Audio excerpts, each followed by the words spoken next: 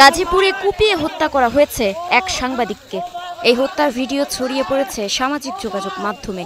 পূর্বশত্রুতার জেরে বৃহস্পতিবার রাতে দৈনিক প্রতিদিনের কাগজের গাজীপুরের স্টাফ রিপোর্টার আসাদুজ্জামান তুহিনকে ধারালো অস্ত্র নিয়ে ধাওয়া করে ৫ থেকে ৬ জন।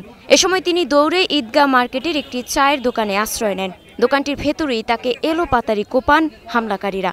মৃত্যু নিশ্চিত হওয়ার পর সেখান থেকে চলে যান তারা। আমি দেখছি, আমি চা বানাইতেছি, পরে ওই ভাইয়াটা দৌড় দিয়ে দোকানে ঢুকছে, আর ৫ জন ব্যক্তি রান্দাও চাপাতি আর ছুরি নিয়ে মানে ওইখানে ২-৩টা কূপ দিছে। কূপ দেওয়ার পরে যে আমি বলছি এই ভাই আস্তে আস্তে, যখন স্যান্ড বাইর করছে ওই ছেলেটা তো বাঁচার লাগে দৌড় দিচ্ছে, তখন ও আমার কাছেই, ও হঠাৎ করে পিছ দিয়ে দৌড় দিল। ও আমার মোবাইল বাইর করছে, বুঝতে পারছেন? তো মোবাইল বাইর করে তখন আমি ওরা খুঁজতেছি কই গেল, সব আলজল লেগে গেছে গা, যে কী ব্যাপার, ঘুমনে কী হইলো, কেরা ওই যে স্যান্ড ধাওয়াইতেছে।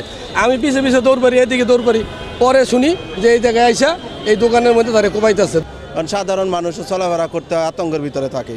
যেমন সে নাকি পেশাগত একজন সাংবাদিক, সে ওই দিকে থেকে দৌড়ে আসছে আত্মরক্ষার জন্য, এখানে আইসে, এখানেও তার রেহাই পাইল না। চৌরাস্তা মুড়ে এত মানুষের মাঝে যদি কুপায়িত হয়ে যায়, তাহলে মানুষের তো জীবনের কোনো নিরাপত্তা নাই। প্রকাশ্যে খুন করে চলে যায়, ঠিক আছে, আমরা তো মানে শুনেই এটা হচ্ছে মানে মেনে নিতে পারতেছি না। একজন মানবিক হিসেবে, একজন সাধারণ মানুষ হিসেবে এটা কখনো মেনে নেওয়া যায় না। অবশ্যই প্রশাসনের ব্যর্থতা তো আছে, প্রশাসন অবশ্যই ব্যর্থতা, বড় ব্যর্থতা আছে।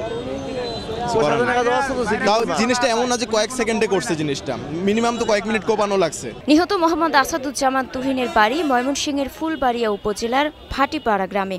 তার মরদেহ রাখা হয়েছে গাজীপুর শহীদ তাজউদ্দিন আহমেদ মেডিকেল কলেজের মর্গে। মুক্তাক।